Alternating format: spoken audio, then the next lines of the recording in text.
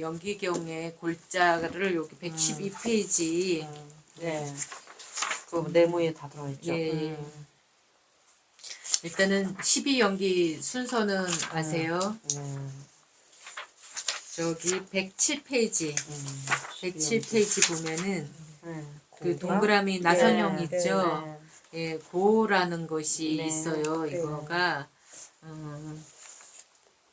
고해라는 보통의 바다가 있는 게 아니고 보통의 바다가 있어서 거기에 사람 또는 인간, 그러니까 저기 뭐 짐승, 아귀, 수라, 천상, 지옥 뭐 이런 식으로 어떤 중생이라고 우리가 흔히 얘기하는 육도 중생이라고 얘기하는 이런 걸로 보통의 바다에서 나고 죽고 나고 죽고 하는 게 아니라 그건 이미 있던 사상과 문화였고 고타마 붓다께서 강조하셨던 거는 사람 안에서 예, 낄레사와 예, 깜마 그다음에 윗바까 그러니까 낄레사는 번뇌 우리 불교 말로는 번뇌 깜마는 업 행위 그다음에 윗바까는 과보 요게 끊임없이 돌고 있다라는 거죠.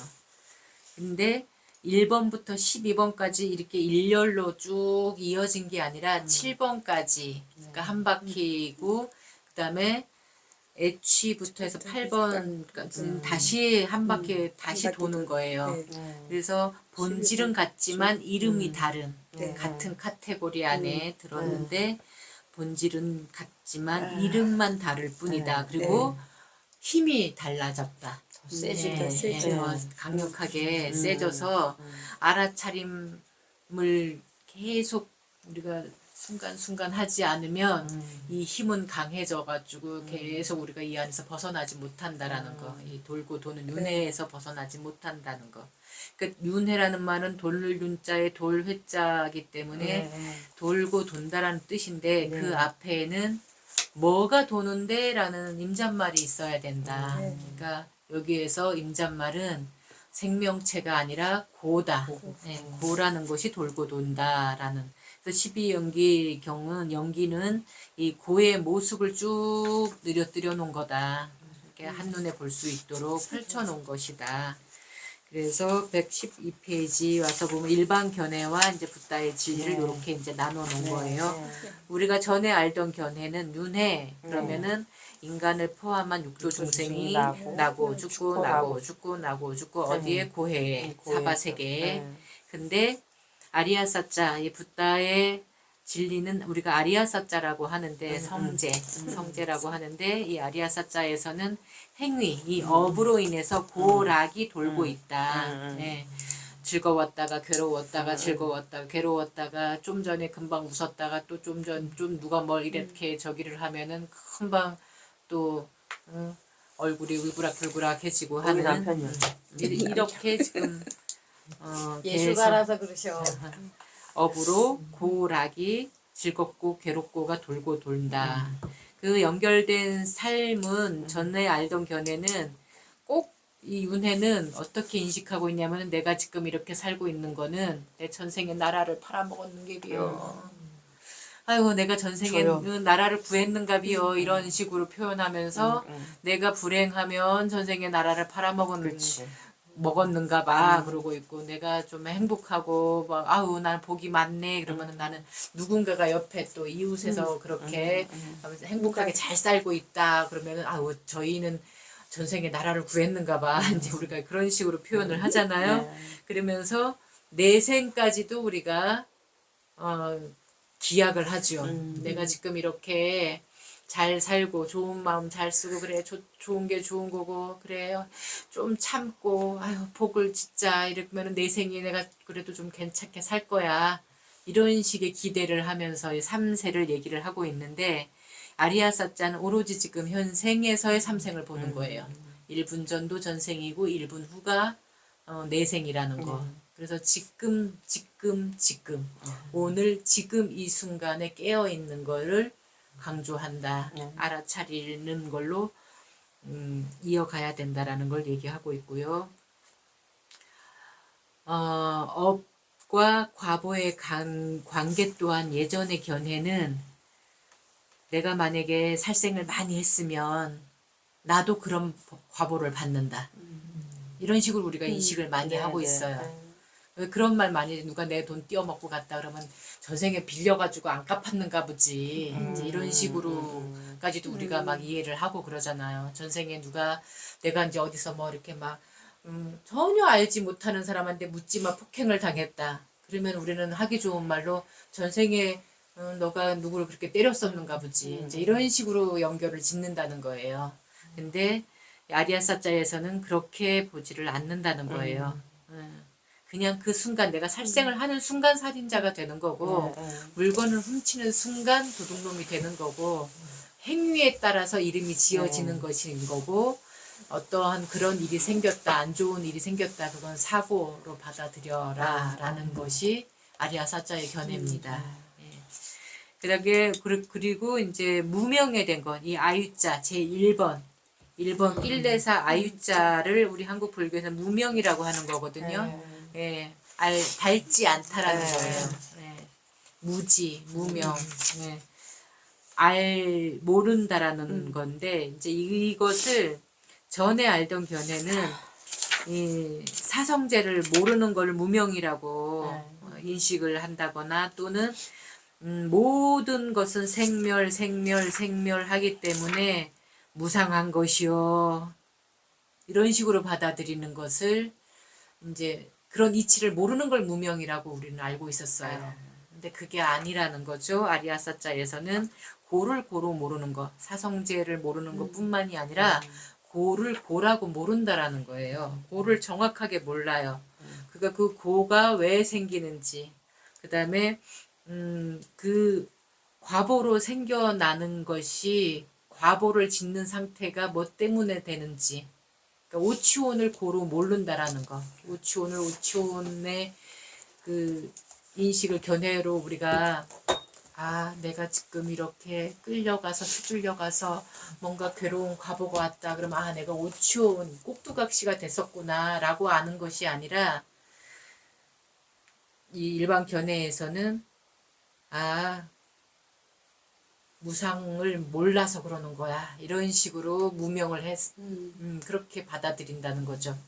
무명에 대한 이해를 그렇게 하고 있다는 거예요. 그래서 이것도 분명히 아시고요.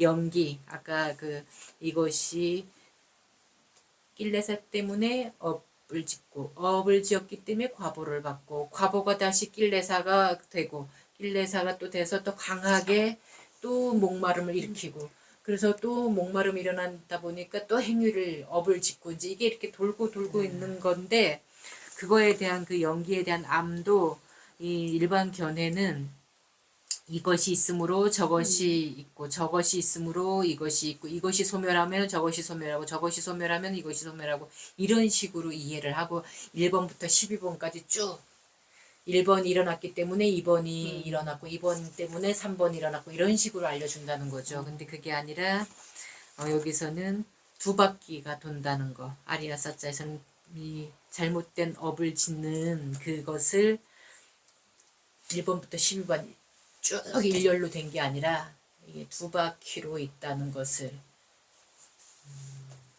보여준다. 그러니까 고가 어떻게 일어나고 있는지 그것을 나선형으로 이렇게 보여주는 거다. 일자가 아니다.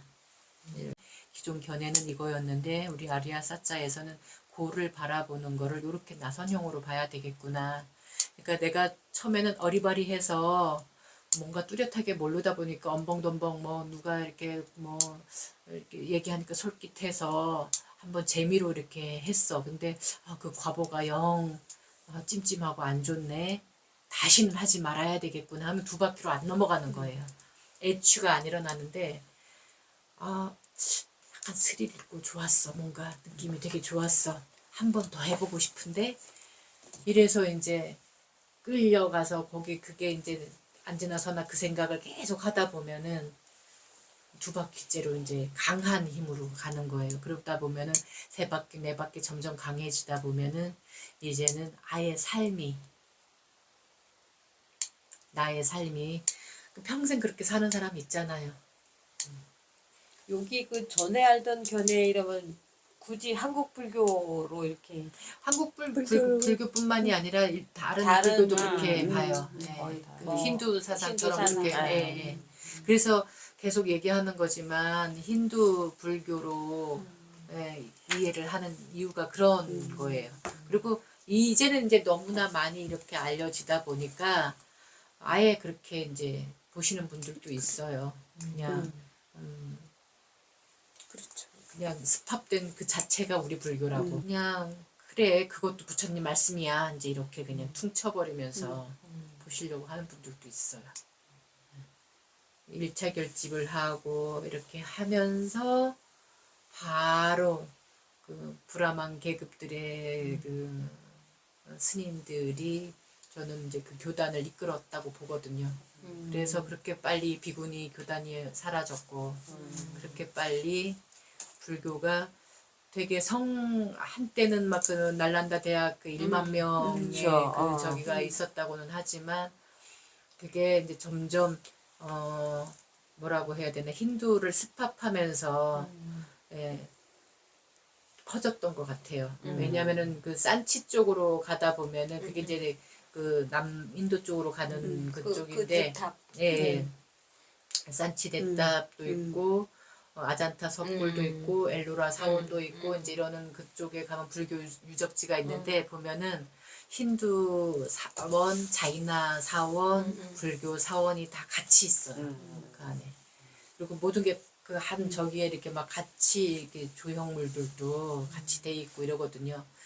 그때 이미 벌써 다 힌두 이것이 뒤범벅이 돼 있는 거예요. 이미. 그러니까 이제 인도 사람들은 붓다마 붓다를 그 크리슈나 그러니까 힌두의 신 가운데 아홉 번째 화신으로 아예 그냥 또 하나의 신으로 그냥 신으로 약속하시고 이렇게 막 보는 이유가 그런 거거든요. 아무리 거기 불교 유적지가 있고 여기가 불교가 탄생한 곳이라고 해도 이 사람들은 그 이상 그 이하도 안 보고 그냥 우리 이 신의 또 다른 모습으로 왔다라고만 보는 거예요. 그래서 가끔은 정말 궁금할 때가 있어요. 그 우리가 이제 이런 분의 말씀을 배우고 공부하다 보니까 과연 그 진정한 경계가 어디일까? 이게 뭐 어떤 기록으로도 확인하기가 쉽지가 않잖아요. 옛날에 이제 전송 말로 옮겨져 오다가 어느 날 이렇게 그것도 후대 분들이 문자화 했으니 그때 뭐 사회나 역사나 문화나 이런 것들이 다 반영이 됐을 거고 그렇다 보니까 미얀마 불교가 정말 불교다 이렇게 관점을 가지는 것도 그게 과연 또 정확한 것인가 그렇게 관점을 갖다 보면 그러면 미얀마 이외 여러 나라에서 이렇게 지금도 일어나고 많은 사람들이 가서 거기에 공부하고 배우고 하는 그런 불교나 그런 문화하고는 또 어떤 차이가 있을까 가끔 이제 이런 책을 읽다 보면 그런 혼란이 올 때가 있긴 있어요. 그래서 진짜 정확한 그거를 이제 찾고 싶은 그 욕망이 올라올 때가 있어요. 그게 이거예요. 왜 그렇게 보냐면 뭐 미얀마로 불교가 들어간 거는 스리랑카를 통해서 네네. 들어간 거거든요. 근데 스리랑카라는 불교가 어떻게 들어갔냐?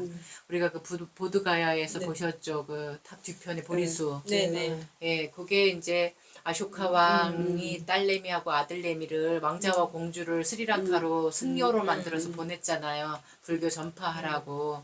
자기가 인도를 통일하고 보니 자기가 통일하는 동안에 그 인도의 그 수백 나라들을 다 정복을 하는 동안에 그 많은 살상을 하고 그 자기가 지었던 업이 얼마나 안 좋았던 건지를 알고 나서 불교에 귀의를 하고 그걸 기념하기 위해서 자기가 정복했던 나라마다 가서 아쇼카 석주를 세웠잖아요. 그 석주를 세우면서 우리 여기 인도만에 머무는 게 아니라 이제 옆 나라까지 이 불교를 전파해야 되겠다라는 생각에서 아들하고 딸, 그 왕자와 공주를 승려로 이제 출가를 시켜갖고 승려로 이제 스리랑카로 전도를 하기 위해서 포교를 하라고 보냈단 말이에요. 거기에서 또 불교가 미얀마로 가는데 미얀마가 지금 상좌부 불교 오늘날 그 테라와다라고 해서 상좌부 불교라고 하는데 그 역사는 사실 1100년밖에 안 됐어요. 우리 한국 불교보다 역사가 짧아요. 근데 또 불교 역사는 또 더 길어요. 그게 뭐냐면 그 미얀마 불교의 역사의 근거가 된 거는 바간에 있어요. 바간에 가면 신아라한이라고 하는 스님의 동상이 있거든요. 바간 왕조 때 어느 왕이 이제 이 종교와 권력과 이렇게 같이 한 몸이 돼가지고 정책을 쓴 거예요. 그게 이제 오늘날의 상좌부 불교의 역사예요. 그게 1100년 된 거예요. 예, 우리나라 불교 역사로 보면은 일제를 거치면서 뭐 한용운 스님도 그렇고 뭐 이렇게 보면은 일본 그 총독부에서 결혼을 안 하면 승려로 인정을 안 하고 결혼을 안 한 스님이 사는 절은 다 불태워 없애고 주지를 맡기지 않고 막 이러다 보니까 이제 결혼을 일본 여인들을 데려다가 막 강제로 결혼을 시키면서 이 오늘날 25교구 본사가 살아남은 거거든요. 우리네의 정신문화를 말살시키기 위해서 이제 일본인들이 총독부에서 한 일이 이 단골레 없애는 것과 그다음에 승려들을 없애지는 못하고 정신을 썩게 만들기 위한 방편으로 결혼을 시키는 거였어요. 그렇지. 그래서 우리나라 전통 사찰 1300년 이어온 신라 때부터 내려온 이 전통 사찰을 너네가 지키고 싶으면 결혼을 해라. 결혼을 한 스님들만 거기 주지가 될 수 있었어요. 옛날에는 31교구 본산인가 우리나라도 이제 그런 식으로 그때 일제 끝나고 이승만 정권 들어서고 이러면서 정화라는 이름으로 그 박정희 정권 들어오면서 또 사찰 등록, 종단 등록이라는 걸 또 하게 하는 거예요. 그러면서 완벽하게 이제 조계종, 태고종이 양대 종단으로 올라가요. 그게 이제 우리나라 불교 역사인데 마찬가지로 미얀마도 그 전에는 어떤 밀교까지 있었냐면은 신부 그 결혼식 한 첫날 밤 신부 초약권을 승려가 가지는 거야. 주례를 선 승려가 갖는 초약권. 미얀마라고 그러면 못 알아듣고 버마라고 얘기하면 저기 그 초약권 있는데 이렇게 아는 사람들이 있을 정도로 그런 종교가 있었던 곳이 미얀마예요. 그랬는데 하루 아침에 싹 정화를 한 거죠. 우리나라 그렇게 정화 저기 하듯이. 예. 싹 내쫓고 그냥 뭐 깡패들 뭐 저기 해듯이. 근데 여긴 나라 법으로 치면 계엄 식으로 해가지고 딱 정화를 한 거예요. 그래서 오늘날의 상좌부 불교. 그렇지만 그 뿌리까지가 그게 뭐 하루아침에 다 없어지지 않으니까 시골로 가면 갈수록 그 전보는 문화도 많고 낫이라고 그래갖고 거기도 신을 저기 하는 데가 많거든. 뽀빠산, 짜이티오 이런 데 가면은 아주 거기는 막 불자라고 하지만 거기를 성지로 여기는 분들이 많아요. 왜 그러냐면은 미얀마 사람들 정서 속에 또 이 낫 신앙이 있는 거예요.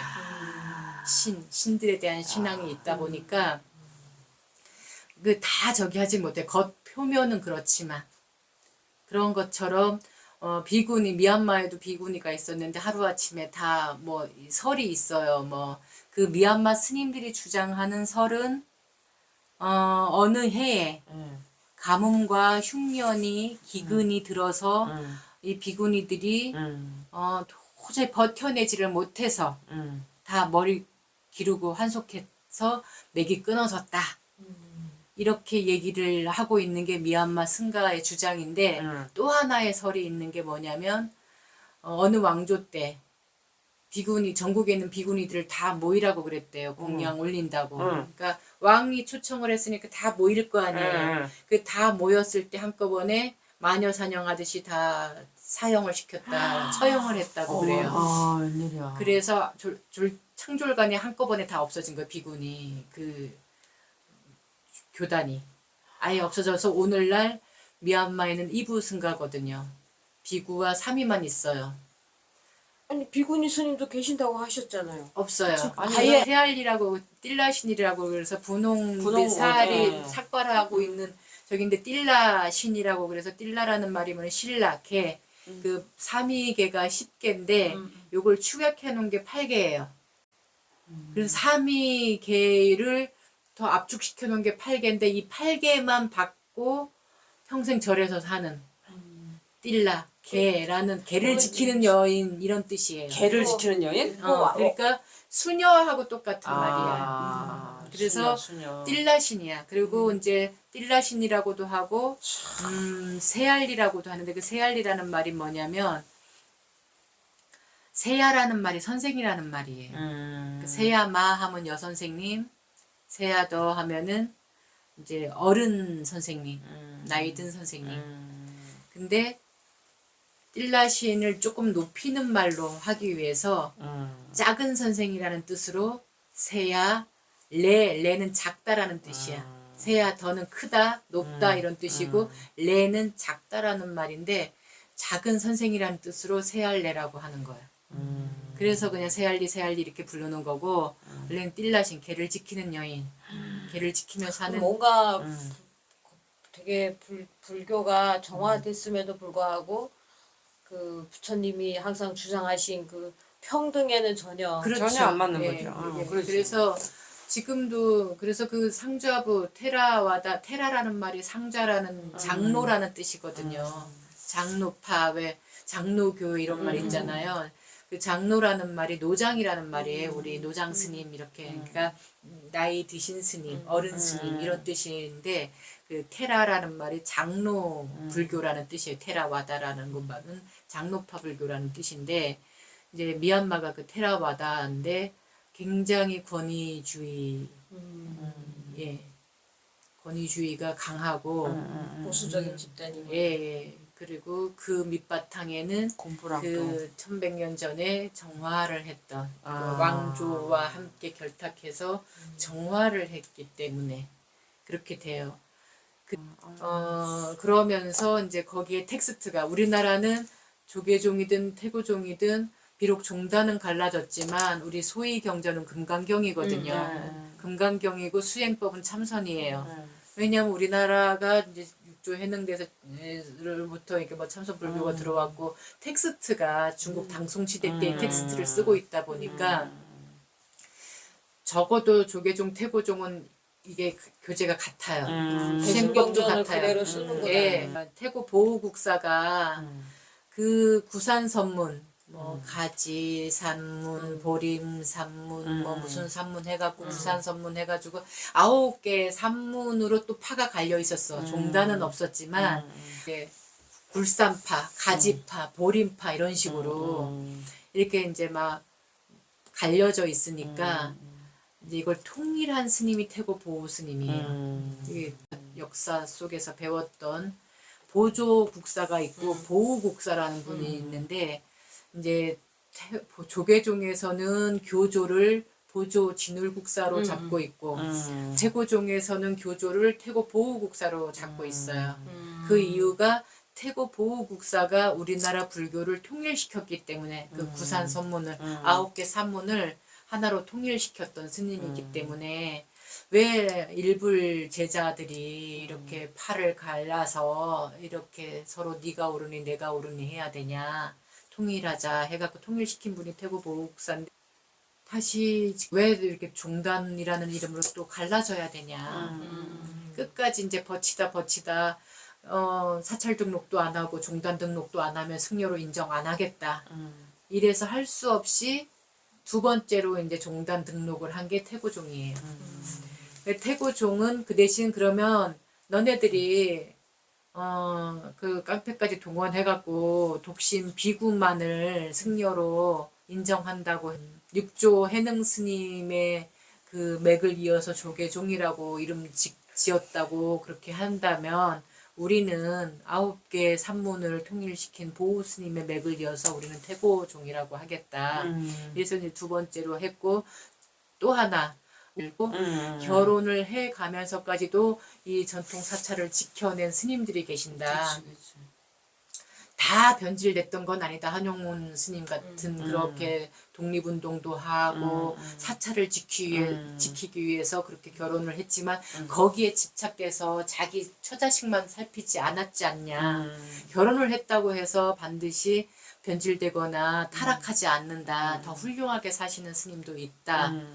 이래서 이제 결혼을 우리는 허용하겠다.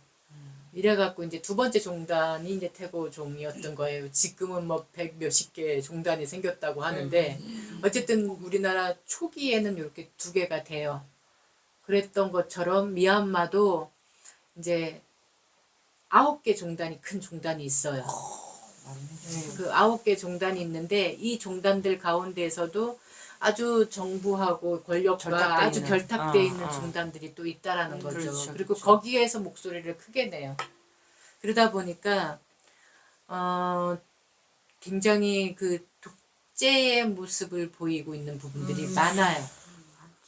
종교성이라는 걸 만들어가지고 한속한 승려들이 그 역할을 주로 하는데 옛날 우리나라 안기부 직원들이 했던 역할들을 하는 거예요. 그래서 어떤 그렇게까지. 스님들이 법문을 하는데 만약에 정치 풍자를 한다거나 나라 비판을 한다거나 이러면은 이제 경고를 주고 두 번 이상을 계속 한다 그러면 이제 바로 가사 베껴가고 감옥에 넣는 거예요.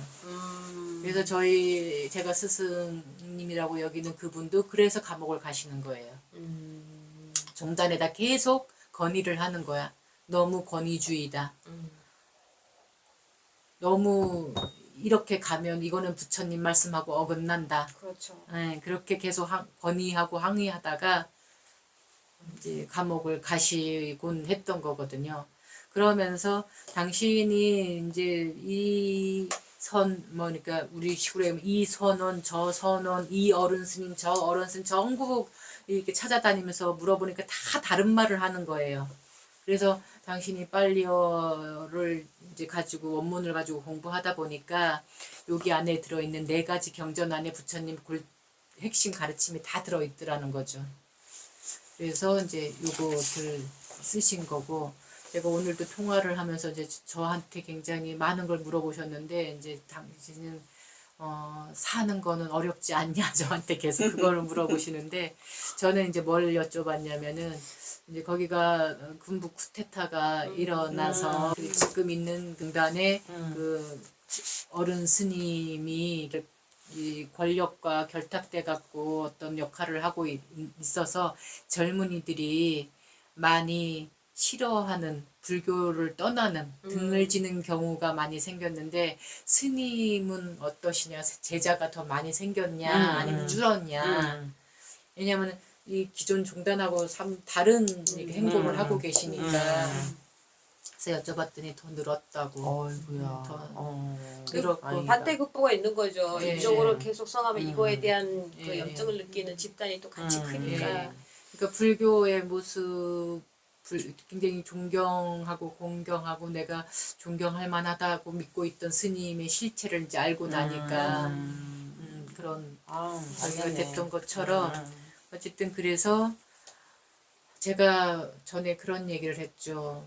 미얀마 불교는 붓다고사의 불교고 우리나라 불교는 용수세찬의 그 불교라고 왜냐하면은 우리나라 불교는 대승불교라고 이른바 대승불교라고 얘기하면서 대승기신론을 맞아요. 텍스트를 삼고 맞아요. 있단 말이에요.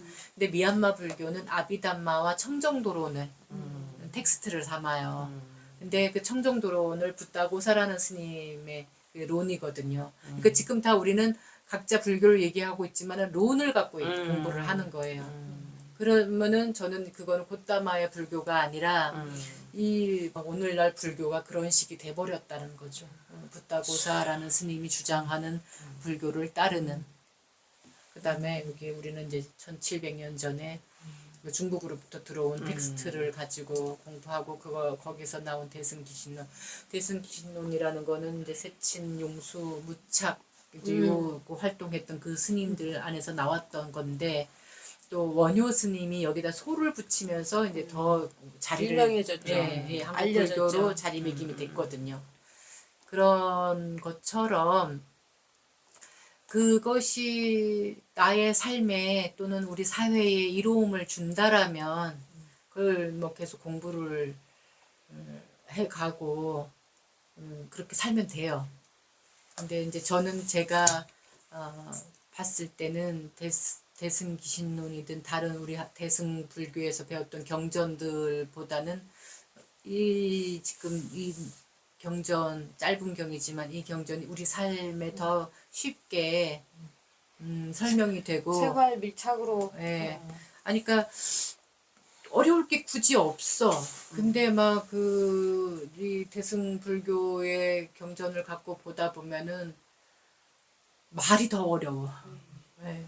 그런 거는 큰 차이가 있죠. 예. 핵심과 본질은 분명히 하나를 얘기하고 있는 건데 이 말을 공부하다 보면 말이 더 어려운 거예요. 용어부터 해서 그걸 이해하기 위해서 또 다른 길을 돌아서 애둘러서 가야 되는 그러니까 그런 것들이 있어서 저는 이제 그래서 이제 이 냐나 스님이 저를 처음에 만났을 때 제가 이 단말을 1년 동안 보고 가서 이제 질의를 하러 갔는데 제일 먼저 저한테 약속을 받아내신 게 뭐냐면 그러니까 대승 불교 마하야나 불교든 대승이 이제 빨려로 마하야나거든요. 큰 수레. 그다음에 상좌 부부 테라와다에서 배운 것이든 마하야나에서 배운 것이든 이미 배웠던 거를 다 쓰레기통에 버릴 수 있느냐.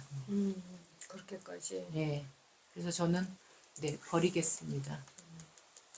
하고 배운 거거든요. 그러니까 저희가 스님의 그 가르침을 저희가 받으면서 혼란이 오는 건 어쩌면 당연한 거네요. 그렇죠. 저희가 어렸을 때부터 아무 생각 없이 주워 예. 듣고 그렇죠. 받아들인 부분이 있다 보니까. 예. 근데 저는 굳이 이렇게 시간을 내서 오는 거는 제 생활에 무엇보다도 제 생활에 이거를 제 삶에 적용할 수 있다는 큰 장점이 있는 것 같아요. 그래서 한 부처님 번도 전회를 가도 이렇게 공부를 하자고 한 스님도 없고 시키려고 하는 스님도 본 적도 없고 그냥 와서 뭐 절에 행사에 와서 일만 하고 가라 그리고 그런 경험은 많이 해봤지만 이렇게 그 말씀을 듣고 그거를 삶에 적용할 수 있는 기회는 거의 없었던 것 같아요. 그렇죠. 웬만한 절에는 그런 게 거의 없고 조그마한 일부 사암에서는 거의 그런 게 없고 또 큰 절에서 이제 교리대학이라든가 뭐 아카데미를 할 때는 이제 그게 우리 생활에 그렇게 내 삶 속에 바로바로 이렇게 적용을 할 수 있는 정도로 이렇게 설명을 하거나 그게 아니고 거의 문자 풀이 정도. 뭐 대학 교수님이 자기는 자기가 배운 그 식대로 하니까 우리가 알아듣거나 말거나 약간 그런 느낌이죠. 용어 따라가기 바쁜 그렇죠. 경우가 많을 거예요. 제가 알기로는. 왜냐면 저도 그랬으니까. 저도 이제 그런 거를 기본으로 다 배웠고 또 강원에서도 배웠고 이제 불교 대학도 조금 이제 우리 그 종단 대학을 다닐 때 그 과목이 되게 많거든요. 초기 불교서부터 대승불교 또 불교학인가 맞는데다 우리 또 의식까지도 배워야 되죠. 근데 연불문 그것도 다 이제 중국으로부터 들어온 걸 갖고 이제 배워야 되는 건데 어쨌든 그렇게 하다 보니까 기본 배우는데 용어 따라가기도 바빠요 사실. 한문이잖아. 또 다 한문이고 지금 쓰지 않는 한문도. 그렇죠. 1700년 전 당송시대 때 쓰던 한문. 그걸 갖고 배우다 보니까 괴리감이 있죠 사실. 많죠. 네. 많죠. 그런 겁니다. 그래서 정말 골자를 알고 싶으면 요것만 완벽하게 요걸 다 숙지하고 난 다음에 저기 반야신경은 뭐라고 얘기를 하고 있어요. 따로 이제 뭘 좀 공부하고 싶다 그러면 올해는 요거 떼고 나서 우리가 니까야를 읽는 윤독을 하는 같이 그러니까 정말 우리가 부처님 말씀을 읽는 시간으로 하고 또 명상하는 시간 이런 문답하는 시간 이런 거 갖는 것도 좋을 것 같아요. 그렇게 가보시자고요.